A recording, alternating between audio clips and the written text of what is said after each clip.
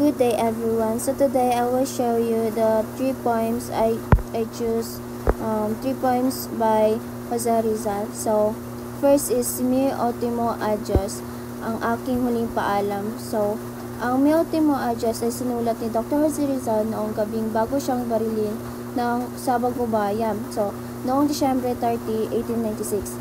Isa itong tula ng pamamaalam sa kanyang pamilya, mga kaibigan at sa bayan. Naisulat ito habang siya ay nakakulong sa Fort Santiago at itinago niya ito sa loob ng isang lampara upang maipasa sa kanyang mga mahal sa buhay. Sa panahon ngayon, alam na ni Rizal na siya ay mamatay, ngunit imbis na mapakita ng galit, ay ipinapahayag niya ang pagmamahal at pag-asa para sa kalayaan ng Pilipinas. So that's all to my first point.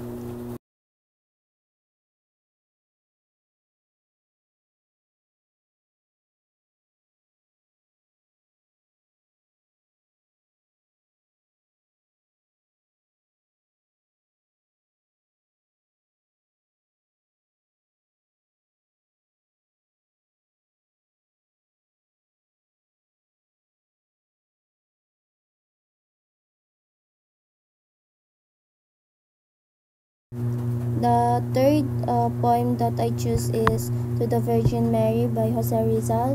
So, ang tulong To the Virgin Mary daw ay sinulat ni Dr. Jose Rizal noong siya ay nasa murang edad. Bahagi na siya ng kanyang panrelyosong edukasyon noong siya ay nag-aaral sa Ateneo Municipal de Manila. Isa ito sa kanyang mga maagang tula na nagpapakita ng kanyang taimtim na pananampalataya sa Birheng Maria na isang mahalagang figura sa Katolisismo. Sa panahon ito, malalim ang impluwensya ng relihiyon sa edukasyon at kultura sa Pilipinas. Ang mga kabataan ay tinuturan ng debosyon sa mga santo at lalo na sa mahal na ina.